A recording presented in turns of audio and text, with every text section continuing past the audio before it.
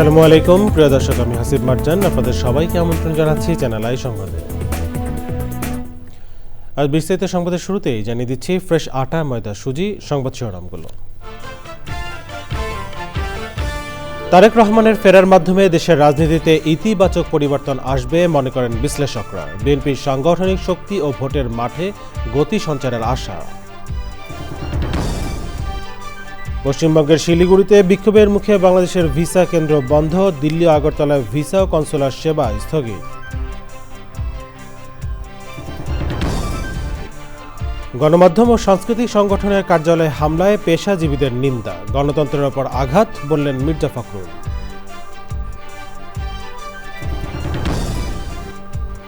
দুই পত্রিকা অফিসে হামলায় গ্রেপ্তার 17 জনের জামিন আবেদন নাকচ করে কারাগারে প্রেরণ, ভিডিও ফুটেজ দেখে 31 জন শনাক্ত।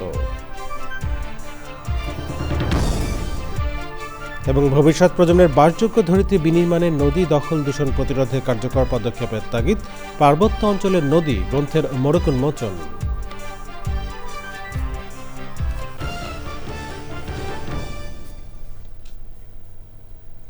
সংবাদ শিরোনামে জানাচ্ছিলাম এখনকার এই সংবাদ আয়োজন একই সঙ্গে চ্যানেলের ইউটিউব চ্যানেলে এবং চ্যানেলের ওটিটি প্ল্যাটফর্ম স্ক্রিনে লাইভ স্ট্রিম হচ্ছে। চলেছি বিস্তারিত সংবাদে।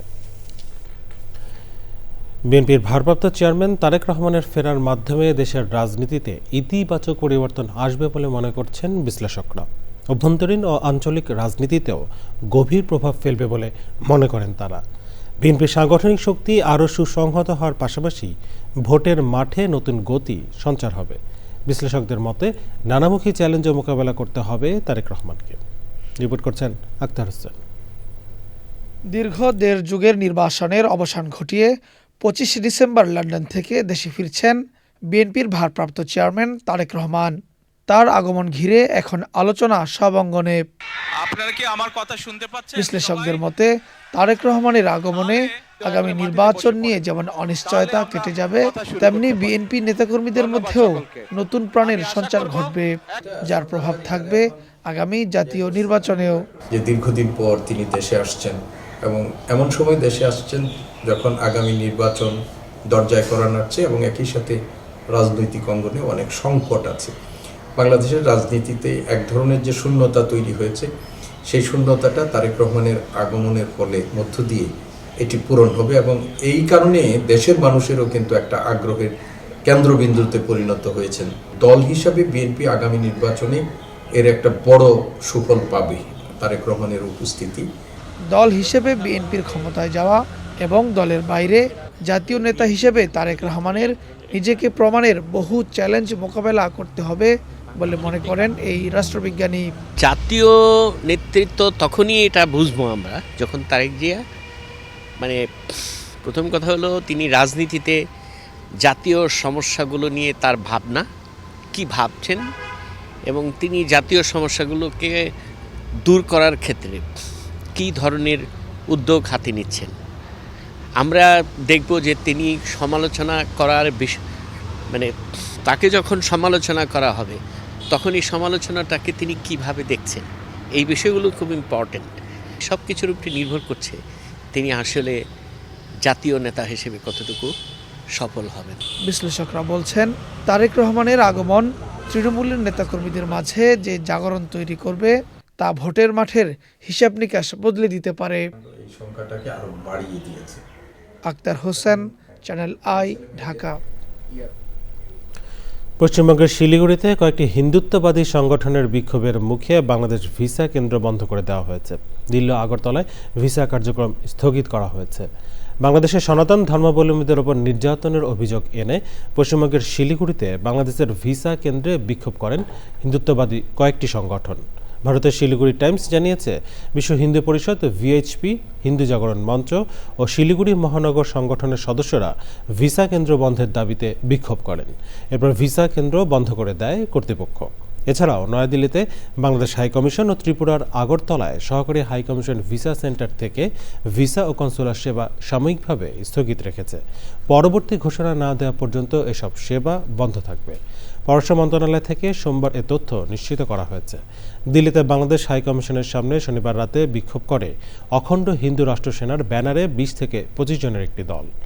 তারা ভারতে নিযুক্ত বাংলাদেশের হাই কমিশনার এম রিয়াজ হামিদুল্লাহকেও হুমকিও দেয়। প্রথম আলো ডেইলি স্টারের 2 সম্পাদক সহ জুলাই গণঅভ্যুত্থানে অংশ নেয়া অন্তত 22 জনকে ব্যক্তিগত নিরাপত্তা নিশ্চিতে গানম্যান দেওয়া হয়েছে বলে জানিয়েছেন স্বরাষ্ট্র উপদেষ্টা। ইনকিলাব মঞ্চের মুখপাত্র শরীফ ওসমান হাদির হত্যাকাণ্ড সহ সাম্প্রতিক বেশ কিছু ঘটনায় নিরাপত্তাহীনতায় ভুগছেন অনেকেই। এই অবস্থায় নিরাপত্তা নিশ্চিতে সরকারের পক্ষ থেকে গানম্যান দেওয়া হয়। তারেক রহমানের নিরাপত্তা নিয়ে কোনো হুমকি নেই বলেও জানান স্বরাষ্ট্র উপদেষ্টা। বিস্তারিত জানাচ্ছেন রফিকুল বাশার। শরীফ ওসমান হাদির মৃত্যুর 5 দিনের মাথায় গুলিবিদ্ধ হলেন এনসিপির খুলনার বিভাগীয় প্রধান ও জাতীয় শ্রমিক শক্তির সংগঠক মোতালেব শিকদার। আইন শৃঙ্খলা সংক্রান্ত উপদেষ্টা পরিষদ কমিটির বৈঠক শেষে স্বরাষ্ট্র উপদেষ্টা জানান, নিরাপত্তাহীনতায় ভোগা জুলাই গণ অভ্যুত্থানে অংশ নেয়াদের গানম্যান দেওয়া হয়েছে। যারা হিটলিস্ট বা ভালনারেবল তাদের আমরা অলরেডি হাতিয়ার গানম্যান আমরা দিয়ে দিয়েছি।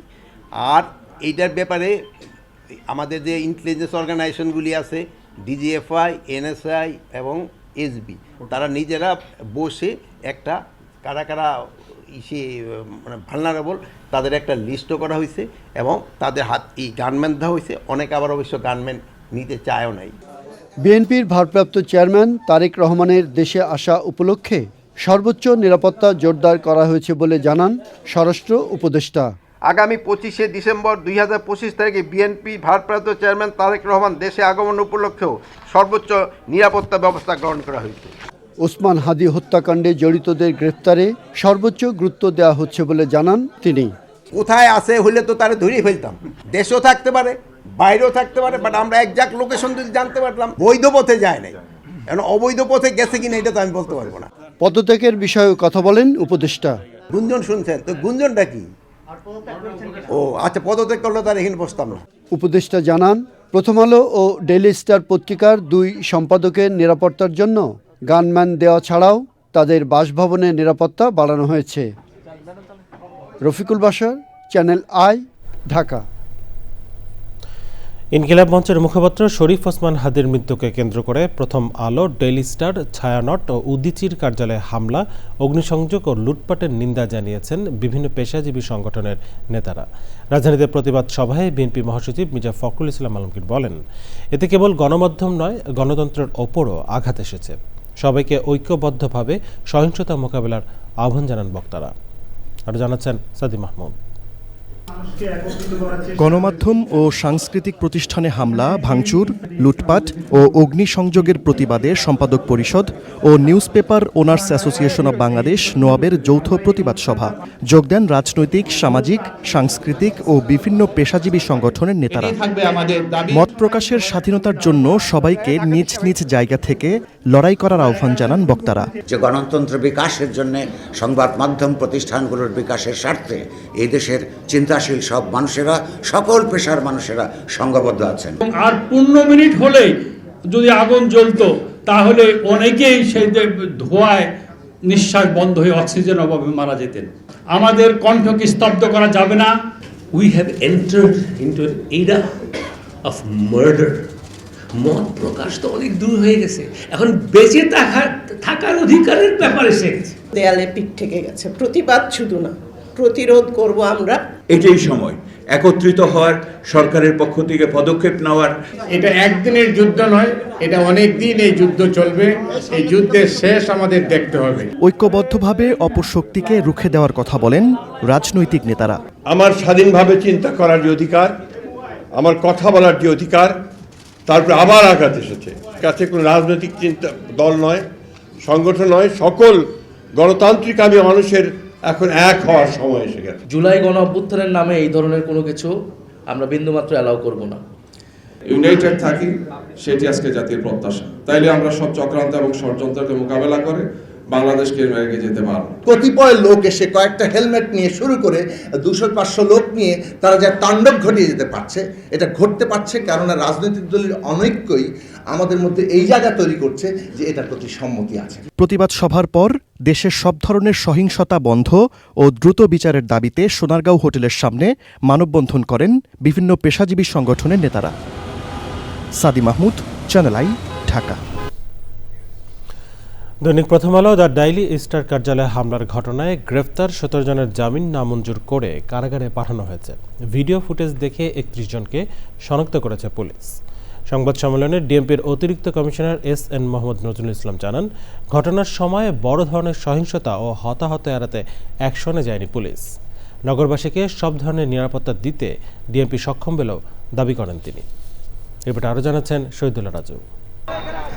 বৃহস্পতিবার রাতে রাজধানীর কাওড়ান বাজারে প্রথম আলো ও কাজী নজরুল ইসলাম এভিনিউয়ে ডেইলি স্টারের কার্যালয়ে অগ্নিসংযোগ, ভাঙচুর, লুটপাট ও আগুন দেয় দুর্বৃত্তরা। একই রাতে ধানমন্ডিতে ঐতিহ্যবাহী সাংস্কৃতিক প্রতিষ্ঠান ছায়ানট ও শুক্রবার রাতে তোপখানার রোডে উদীচী শিল্পগোষ্ঠীর কার্যালয়ে আগুন দেওয়া হয়। পুলিশ বলছে, সিসিটিভি ফুটেজ দেখে জড়িতদের শনাক্ত করা হচ্ছে।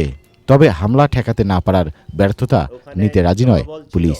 পাবলিক ছিল 4-5 হাজারের মতো। এখানে আমার 50 জন 100 জন ফোর্স নিয়ে অ্যাকশনে গেলে আমার পুলিশের এবং পাবলিকের বোথ সাইডে ক্যাজুয়ালিটি হওয়ার সম্ভাবনা ছিল।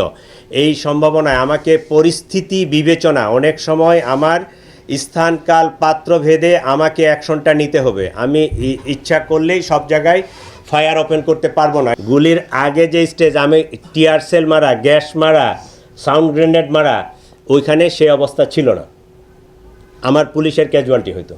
দেশ বিদেশ থেকে যারা সামাজিক যোগাযোগ মাধ্যমে হামলার উস্কানি দিয়েছে তাদের আইনের আওতায় আনার বিষয়েও সদুত্তর দেয়নি ডিএমপির অতিরিক্ত কমিশনার। ফেসবুক, অনলাইন ইত্যাদি বিষয়ে উস্কানি দিয়ে এইটাকে অ্যাক্সিলারেট করছে সাইবার সিকিউরিটি অ্যাক্ট। দেন এই যে দেশের নিরাপত্তা সার্বভৌমত্ব বিঘ্নিত করার জন্য যারা চক্রান্ত করতেছে তাদের বিরুদ্ধে অ্যান্টি টেররিজম অ্যাক্টের 6-1 ধারায় একটা মামলায় অনেকগুলো আইন নিয়ে আমরা মামলাটা নিচ্ছি। প্রথম আলো কার্যালয়ে হামলা ও অগ্নিসংযোগের ঘটনায় অজ্ঞাতনামা 4 থেকে 500 জনকে আসামি করে রাজধানীর তেজগাঁও থানায় সাইবার সুরক্ষা অধ্যাদেশ, সন্ত্রাস বিরোধী ও বিশেষ ক্ষমতা আইনে মামলা করা হয়েছে। Shahidullah Raju, channel I, Dhaka. জাতীয় নির্বাচনের আগেই 30 দিনের মধ্যে দ্রুত বিচার ট্রাইব্যুনালে হাদি হত্যার বিচার করার দাবি জানিয়েছে ইনকিলাব মঞ্চ। সোমবার বিকেলে বিক্ষোভ মিছিল শেষে শহীদ মিনারে এই দাবি জানায় তারা। এর আগে 24 ঘন্টার মধ্যে হাদি হত্যাকাণ্ডের তদন্ত নিয়ে স্বরাষ্ট্র উপদেষ্টার ব্যাখ্যা ও সেনাবাহিনীর মধ্যে থাকা ফ্যাসিবাদীদের গ্রেপ্তারের দাবি তোলা হয়। এবারে জাতীয় সংসদ নির্বাচন 2026 প্রসঙ্গ।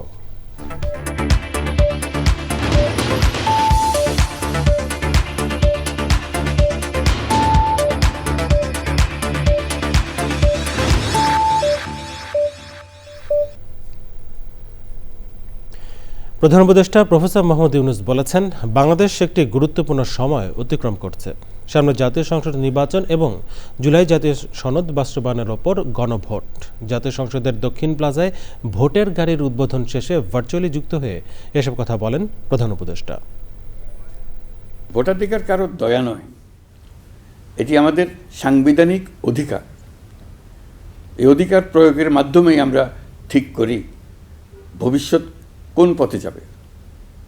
একটি অবাধ, সুষ্ঠু ও অংশগ্রহণমূলক নির্বাচন নিশ্চিত করা শুধু সরকারের দায়িত্ব নয়, এটি রাষ্ট্রের প্রতিটি নাগরিকের দায়িত্ব। জানাবো অন্যান্য সংবাদ। নদী রক্ষায় আইনের কঠোর প্রয়োগের পাশাপাশি সমন্বিত উদ্যোগে জোর দিয়েছেন প্রকৃতি বন্ধু বীর মুক্তিযোদ্ধা মুকিত মজুমদার বাবু। চ্যানেল আইয়ে বাংলাদেশ রিভার ফাউন্ডেশনের চেয়ারম্যান মোহাম্মদ মনির হোসেনের পার্বত্য অঞ্চলের নদী গ্রন্থের মোড়ক উন্মোচন ও প্রকাশনা উৎসবে যোগ দিয়ে ভবিষ্যৎ প্রজন্মের জন্য বাসযোগ্য ধরিত্রী বিনির্মাণে নদী দখল দূষণ প্রতিরোধে কার্যকর পদক্ষেপে গুরুত্ব আরোপ করেন বিশিষ্টজনেরা। আফরোজা হাসির রিপোর্ট।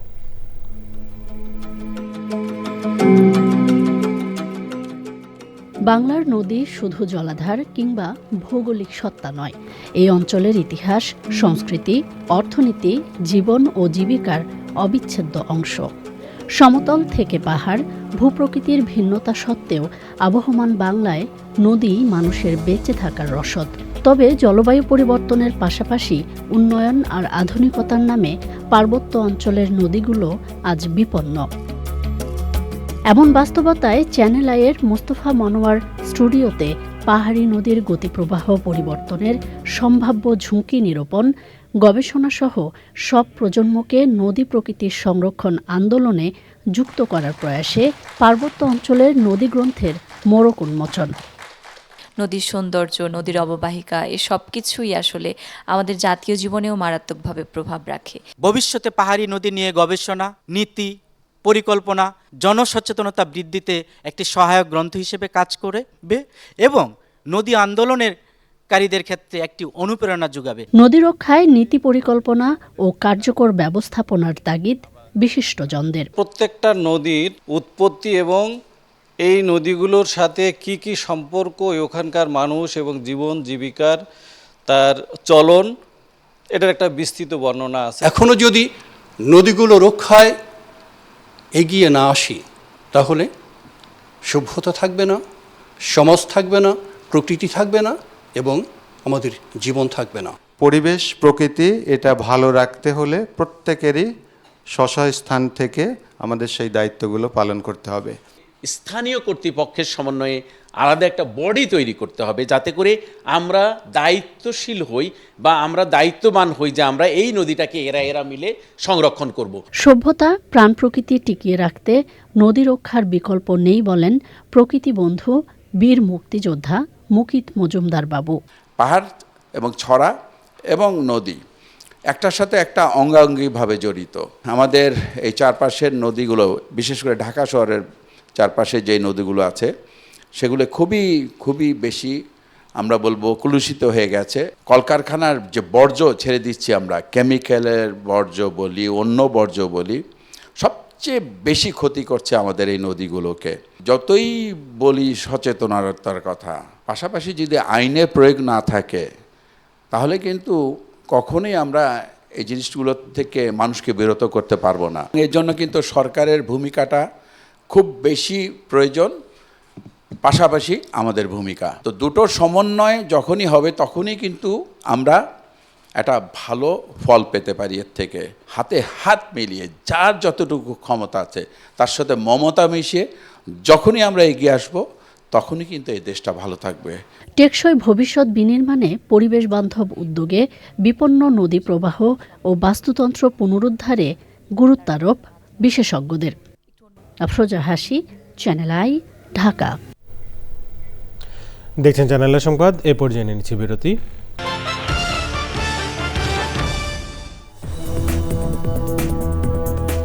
ফিরলাম বিরতির পর, স্বাগত আর একবার চ্যানেল আই সংবাদে।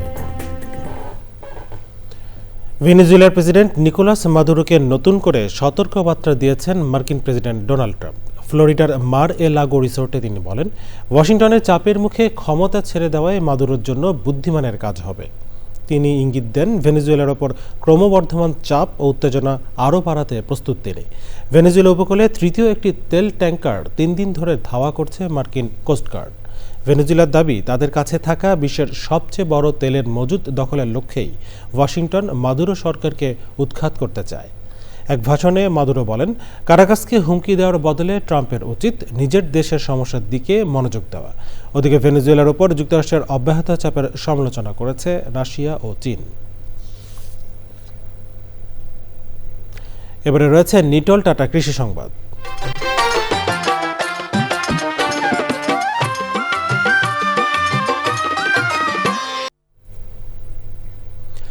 নোয়াখালীতে পরিত্যক্ত জমি লিজ নিয়ে বিভিন্ন প্রজাতির দেশি মাছ চাষ করে সাফল্য পেয়েছেন মোহাম্মদ আলাউদ্দিন নামে এক উদ্যোক্তা।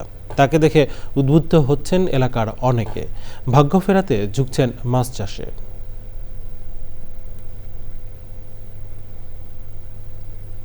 এখন দেখবেন প্রকৃতি সংবাদ।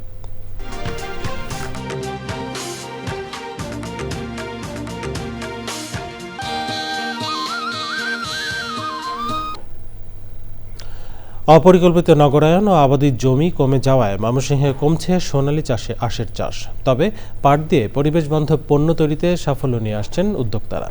উৎপাদন কমলেও পাট শিল্প ঘিরে এই জেলায় গড়ে উঠেছে চেইন বিজনেস, যা দেশের অর্থনীতি ও রপ্তানি খাতে নিয়ে এসেছে সাফল্য।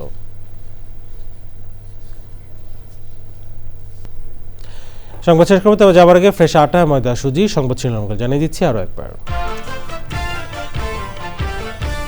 তারেক রহমানের ফেরার মাধ্যমে দেশের রাজনীতিতে ইতিবাচক পরিবর্তন আসবে মনে করেন বিশ্লেষকরা। বিএনপির সাংগঠনিক শক্তি ও ভোটের মাঠে গতি সঞ্চারের আশা। পশ্চিমবঙ্গের শিলিগুড়িতে বিক্ষোভের মুখে বাংলাদেশের ভিসা কেন্দ্র বন্ধ। দিল্লি ও আগরতলায় ভিসা কনসুলার সেবা স্থগিত। গণমাধ্যম ও সাংস্কৃতিক সংগঠনের কার্যালয়ে হামলায় পেশাজীবীদের নিন্দা, গণতন্ত্রের উপর আঘাত বললেন মির্জা ফখরুল।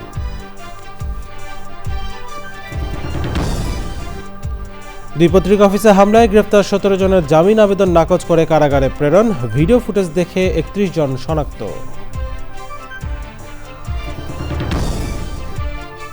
এবং ভবিষ্যৎ প্রজন্মের বাসযোগ্য ধরিত্রী বিনির্মাণে নদী দখল দূষণ প্রতিরোধে কার্যকর পদক্ষেপের তাগিদ। পার্বত্য অঞ্চলের নদী গ্রন্থের মোড়ক উন্মোচন।